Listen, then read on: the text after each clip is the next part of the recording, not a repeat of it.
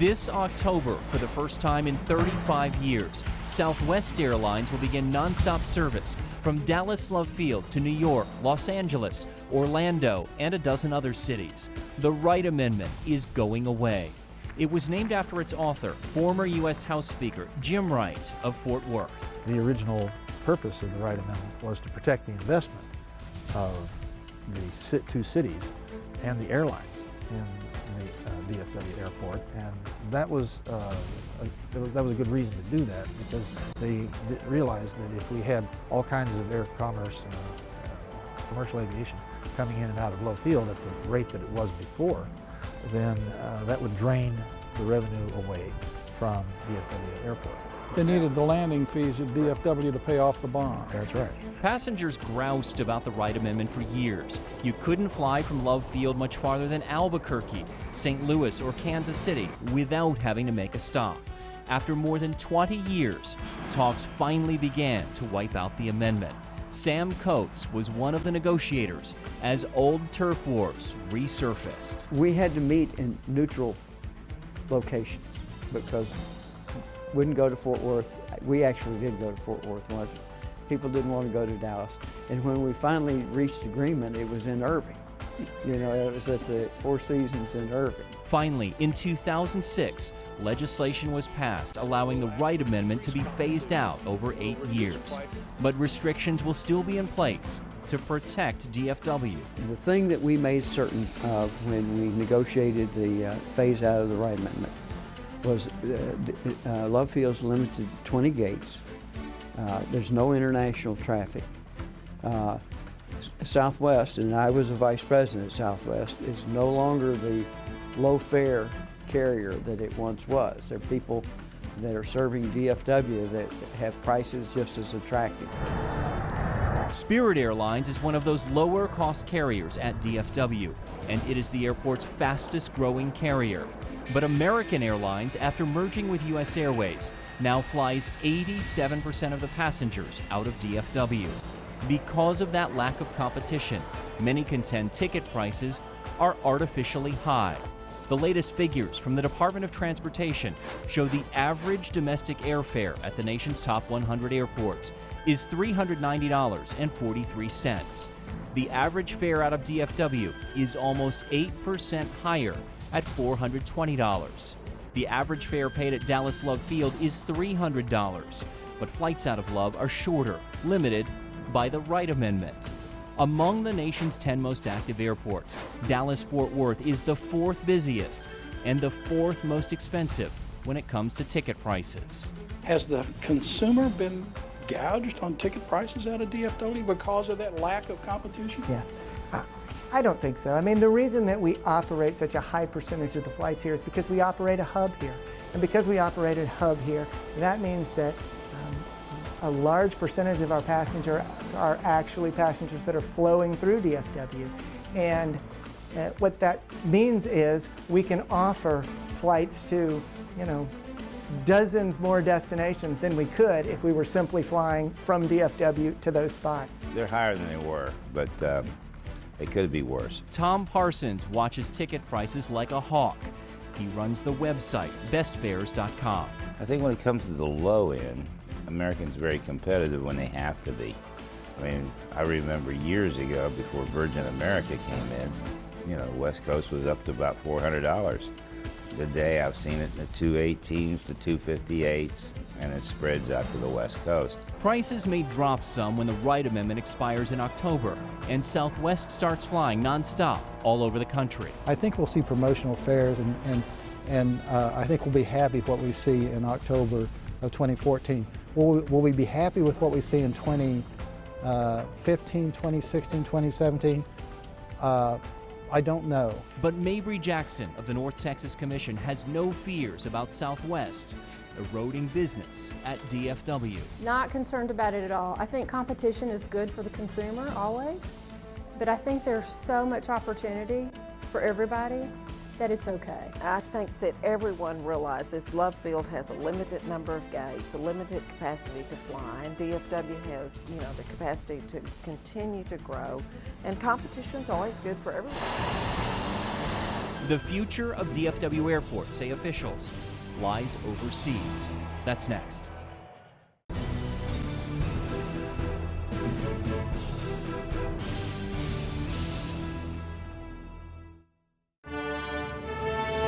Every time there's a new route that goes to another country, it brings in about $200 million to our economy. For every international flight we get, it's $200 million for each route. $200 million. That's worth to the community $200 million in economic value per year. It's like a mantra repeated by officials whenever you talk about the airport's middle name, DFW International Airport. Adding more international routes is the big thrust for the future. American Airlines added 2 more destinations this month, flights to Hong Kong and Shanghai. Next month, Qatar Airways begins service from DFW to Doha. And in December, Etihad Airways will fly 3 times a week to Abu Dhabi in the United Arab Emirates. We've traveled a lot to promote the airport. The airport does a great job of that, to raise that identity that this is the gateway into the U.S., the gateway into South America, and now we've got the China flights coming on and the Middle Eastern flights, and our profile's just going to get better and better. Geographically, DFW is perfectly situated to attract business at home and abroad. You can get to the East Coast or the West Coast in 3 hours. Can't do that in Miami, can't do that in Los Angeles or Chicago or New York. And so by geographic accident, we're in a catbird position. We're also in a catbird position to be the gateway from Asia to Latin America. When we can connect the Metroplex to the world, I think we had reached a tremendous goal. And I am hopeful that the airport continues to hire those type of people that can make it happen. Expanding our reach has nothing but tremendous benefit for the city. There's a lot of activity around space travel or suborbital travel that could get you from South Texas to Australia in 3 hours. You know, there's all kinds of things that are coming. I mean, it's the era of the Jetsons coming in right now. And I think that there's going to be some interesting new technology to help us get places that we've never been able to reach before and to get there faster. There is room to grow. Only 65% of DFW's runway capacity is being used. The problem will be gate space, and there is talk among board members of adding a 6th terminal. In fact, the original plans for the airport allocated space for 13 terminals. There is going to be a Terminal F. It's a question of when. It's inevitable. It's going to happen at some point. The real question is not, are you going to have that terminal? It's when. By the end of this decade, we'll probably be serving 70 million customers a year.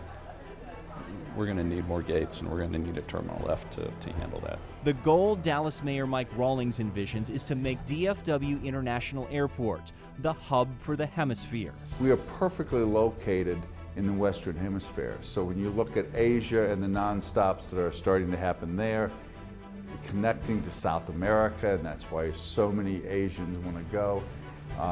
The fact that we've got so much from the Middle East now coming here, in Europe, I think it all comes to Dallas, and we're the perfect business epicenter for the Western Hemisphere.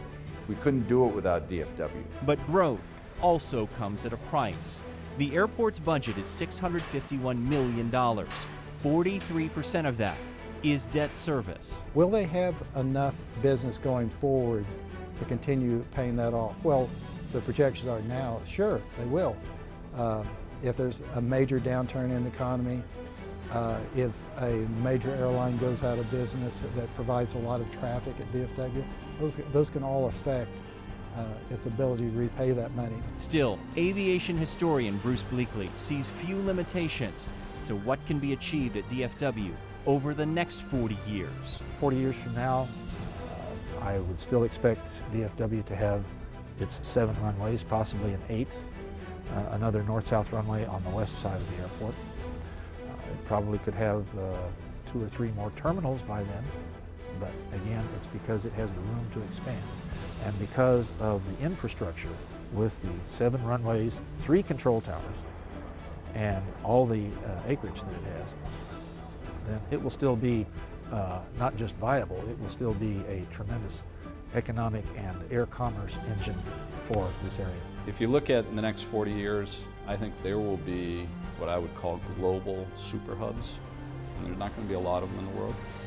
And I think DFW has a great opportunity to be one that in 40 years, you could see 100 million customers traveling through this airport. And there's going to be, there's going to be some winners on these global super hubs, and there's going to be some losers. And our focus is to make sure we're the winner. It has been said that man is limited only by his imagination. What Amon Carter and Eric Johnson imagined more than 40 years ago was a great airport serving two great cities. It may have been born in conflict, but DFW International Airport now thrives in an age of discovery and expansion, an age where imagination fuels unlimited possibilities for an airport now 40 years old, an airport that in fact is rapidly becoming the gateway to the Western Hemisphere.